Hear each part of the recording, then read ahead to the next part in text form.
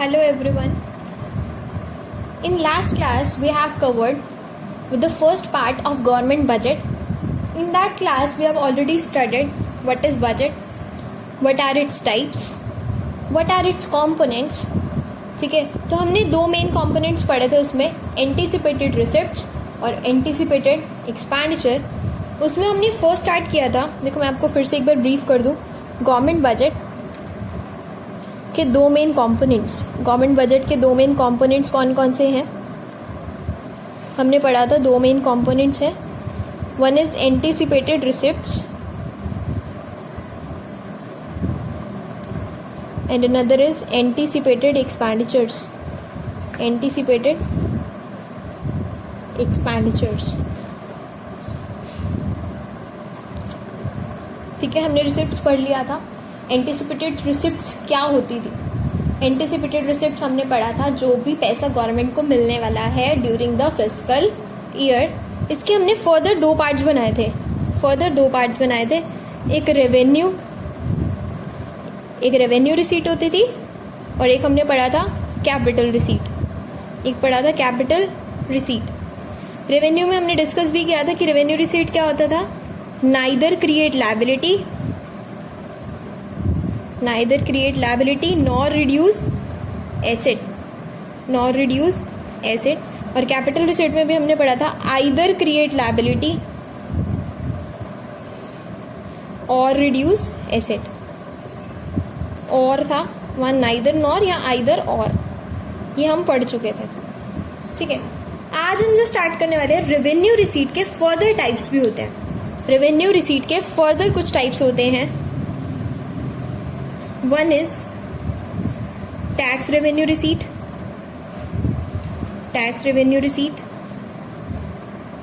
And non tax revenue receipt.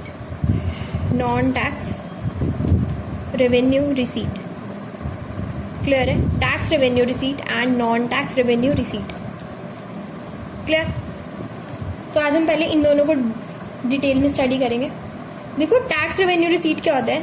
जो भी पैसा, देखो रिसीट मीन जो पैसा आ रहा है, और रेवेन्यू मीन जो रूटीन रेकरिंग नेचर में आ रहा है, और साथ ही साथ कहाँ से आ रहा है? Through taxes. तो मैं कह सकती हूँ रिसीट्स और मनी रिसीव्ड बाय गवर्नमेंट. कहाँ से? From taxes. जो पैसा गवर्नमेंट को कहाँ से आ रहा है? टैक्सेस से. ड्यूरिंग फिस्कल ईयर उसको क्या बोलते हैं हम? Tax revenue receipt. जो ड्यूरिंग फिस्कल ईयर गवर्नमेंट को पैसा आ रहा है टैक्सेस से, होता है टैक्स रेवेन्यू रिसीट. एक होता है नॉन टैक्स, मतलब जो मनी रिसीव हो रही है गवर्नमेंट को, money received by government other than taxes को छोड़ के. Other than taxes. Ma'am example देखो, इसमें तो हम कह सकते हैं गवर्नमेंट को टैक्स आ रहा है, कोई भी टैक्स ले सकते हो आप, इनकम टैक्स या कोई भी. ठीक है, गवर्नमेंट को आना ही आना है, और गवर्नमेंट के लिए रूटीन रेकरिंग नेचर है, गवर्नमेंट का मेन बिजनेस ही वही है, तो गवर्नमेंट के लिए वो रेवेन्यू रिसीट्स है, क्योंकि ना उससे गवर्नमेंट की लायबिलिटी बढ़ती है और ना ही गवर्नमेंट की कोई एसेट कम होती है. बट नॉन टैक्स कैसे है? मैम एग्जाम्पल, चलान काटते हैं. ठीक है, ड्राइविंग लाइसेंस नहीं है आपके पास तो चलान काटे जाते हैं, या फिर फाइन्स इम्पोज किए जाते हैं, फीस ली जाती है. ठीक है, ये फीस गवर्नमेंट के लिए डेली रूटीन नेचर का ही काम है, तो गवर्नमेंट के लिए फाइन्स लेना, फीस लेना, ये कैसी है? नॉन टैक्स है. ये टैक्स नहीं है, ये फाइन्स वगैरह हैं, और ये फीस है जो गवर्नमेंट लेती है. जैसे तुमने देखा होगा मैम, फीस गवर्नमेंट की, जैसे वो स्टैम्प ड्यूटी, जब आप स्टैम्प लगवा के आते हो ना, तो उसके लिए स्टैम्प चार्जेस होते हैं. तो गवर्नमेंट का नॉर्मली काम है पोस्ट ऑफिस में कि वो स्टैम्प सेल करती है गवर्नमेंट, तो वो गवर्नमेंट के लिए क्या है? Fines and fees, non tax revenue receipt. और टैक्स से जो पैसा आता है उसको हम क्या बोलते हैं? Tax revenue receipt.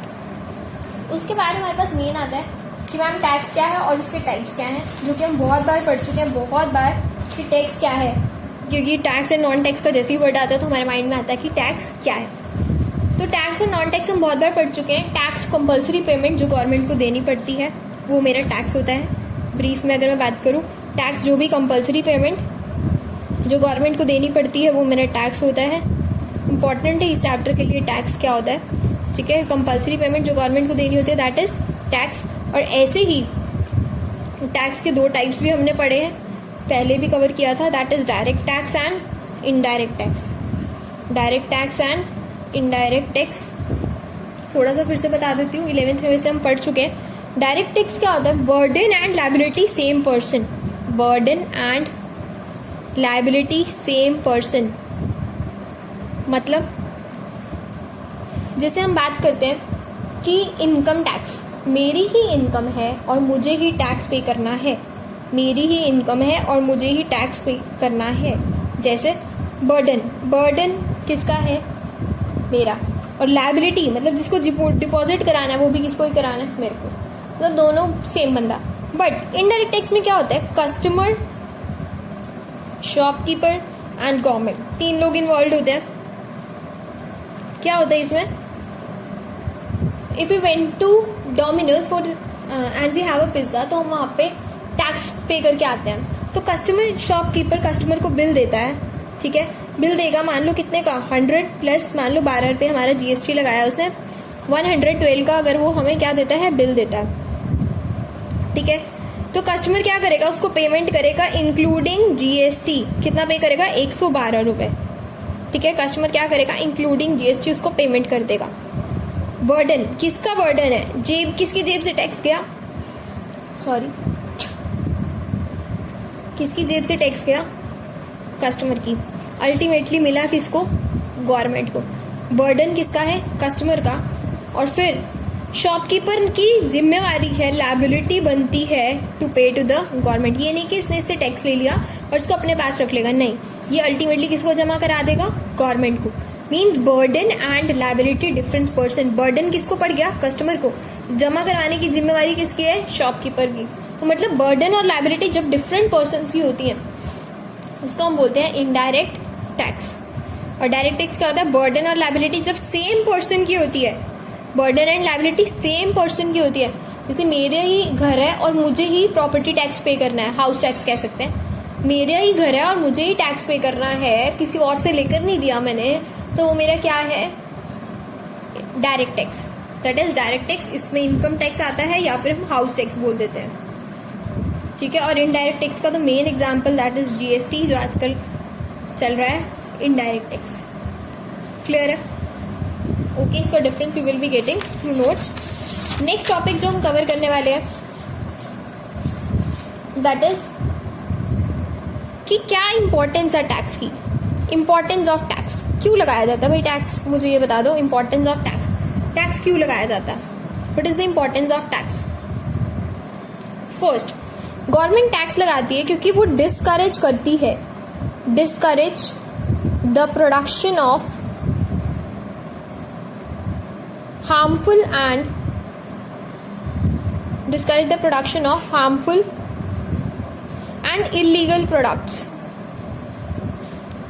जो हार्मफुल प्रोडक्ट्स है ना उन्हीं पे जनरली गवर्नमेंट टैक्स इम्पोज करती है ताकि लोग उसको कम परचेज करें, और कम परचेज करेंगे क्योंकि उनकी हेल्थ के लिए अच्छा नहीं है, तो गवर्नमेंट इसलिए टैक्स इम्पोज करती है। टैक्स लगाने की भी एक बहुत बड़ी इंपॉर्टेंस है। क्यों लगाया जाता है टैक्स?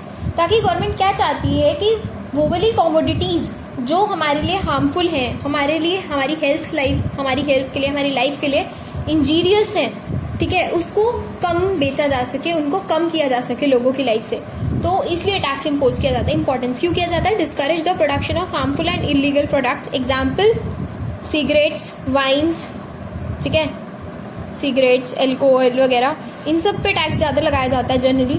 क्यों लगाया जाता है? ताकि इन चीज़ों की प्रोडक्शन को कम किया जा सके। सेकेंड पॉइंट, और टैक्स क्यों लगाया जाता है? क्योंकि इससे रेवेन्यू बढ़ता है गवर्नमेंट का। Encourage revenue to the government. Ultimately tax क्यों लगाया जाता है? क्योंकि गवर्नमेंट को रेवेन्यू मिलता है। गवर्नमेंट की मेन सोर्स ऑफ इनकम ही क्या है? टैक्स। तो गवर्नमेंट को रेवेन्यू मिलता है और गवर्नमेंट इस रेवेन्यू का मेजर पार्ट वेलफेयर के लिए खर्च करता है, लोगों के लिए खर्च करता है, वेलफेयर के लिए खर्च करता है, इसलिए गवर्नमेंट टैक्स लगाता है। तो ये भी इम्पोर्टेंट है कि गवर्नमेंट की इनकम बढ़ती है और इस इनकम को गवर्नमेंट वेलफेयर में काम करती है। डोंट से कि करप्टेड गवर्नमेंट है, ऐसा नहीं होता, ठीक है, रियल लाइफ में कुछ है, बट कहीं ना कहीं हम ये कह सकते हैं कि गवर्नमेंट क्या करती है? जनरली वेलफेयर के लिए काम करती है, not for profit motive, we have already studied कि गवर्नमेंट जैसे ही आएगा तो हमें पता होना चाहिए गवर्नमेंट किस लिए काम करती है, वेलफेयर के लिए। तो इसलिए गवर्नमेंट का रेवेन्यू है और गवर्नमेंट इसको वेलफेयर के लिए ही यूज करती है कहीं ना कहीं। थर्ड पॉइंट, और क्या इंपॉर्टेंस है टैक्स की, क्यों? इससे क्या होगा, reduce inequality, reduce inequality, inequality कम होगी। जैसे क्या होता है, जनरली अमीरों से पैसा लेकर गरीबों में बांटा जाता है, अमीरों से पैसा लेकर गरीबों में बांटा जाता है। इससे क्या होता है, इनइक्वालिटी कम होती है, मतलब रिचर रिचर नहीं रहता और पुअर पुअर नहीं रहता, तो मतलब इनइक्वालिटी कम होती है। एग्जाम्पल, तुमने देखा होगा इनकम टैक्स में क्या होता है, इनकम टैक्स में अगर आपकी इनकम 10 लाख से ज़्यादा है, अगर आपकी इनकम 10 लाख से ज़्यादा है तो उस आपको 20% टैक्स देना पड़ता है। कितना परसेंट टैक्स देना पड़ता है? 20%। और अगर यही बात अगर मैं बात करूँ नॉर्मल मिडिल क्लास मैन की, उसमें क्या होता है, जनरली इनकी इनकम 10 लाख से तो कम ही होती है। तो अगर आपकी इनकम 5 लाख से 10 लाख के बीच में है तो आपको टैक्स जो देना पड़ेगा लेट से 10% देना पड़ेगा। ठीक है, आपको लेट से टैक्स कितना देना पड़ेगा? 10%। तो ये क्या है, गवर्नमेंट ऐसा क्यों कर रही है? गवर्नमेंट अमीरों से टैक्स ज़्यादा लेती है, ठीक है, अमीरों से टैक्स गवर्नमेंट ज़्यादा लेती है और गरीबों से गवर्नमेंट टैक्स कम लेती है, ताकि इनइक्वालिटी कम की जा सके, ताकि इनइक्वालिटी को ख़त्म किया जा सके। गवर्नमेंट इनसे पैसा लेकर कहाँ बांटती है? अल्टीमेटली टू पुअरर, और डिस्ट्रीब्यूट करती है पुअरर, ताकि इनइक्वालिटी कम की जा सके। क्लियर है? तो इम्पोर्टेंस ऑफ टैक्सेशन, कि टैक्स क्यों लगाया जाता है? टैक्स जनरली 3 रीजन से लगाया जाता है, ताकि हम हार्मफुल प्रोडक्ट्स की प्रोडक्शन को कम कर सकें। गवर्नमेंट को रेवेन्यू मिलता है, इससे गवर्नमेंट वेलफेयर कर सकता है और इससे इनइक्वालिटी कहीं ना कहीं कम होती है। क्लियर है? तो आपको ध्यान रखना है कि टैक्स क्यों लगाया जाता है। नेक्स्ट आता है features of tax. Features of tax, tax है क्या, उसके फीचर्स क्या? जनरली अगर मैं बात करूँ, tax is a compulsory payment, जो देनी ही देनी है, तो ये कंपल्सरी है। कोई भी बंदा मना नहीं कर सकता कि मैं टैक्स नहीं दूंगा। क्या कोई मना कर सकता है कि मैं टैक्स नहीं दूंगा? No person can deny to pay the tax. ये कंपल्सरी पेमेंट है, आपको करनी ही करनी पड़ेगी। दूसरा, इससे वही इनइक्वालिटी कम होती है, रिड्यूस इनइक्वालिटी, वो तो हमें पता ही है। नेक्स्ट पॉइंट, लीगल है। ये लीगल है बिकॉज जो टैक्सेशन का प्रोसेस है ना, वो हमारा कॉन्स्टिट्यूशन ऑफ इंडिया में गिवन है।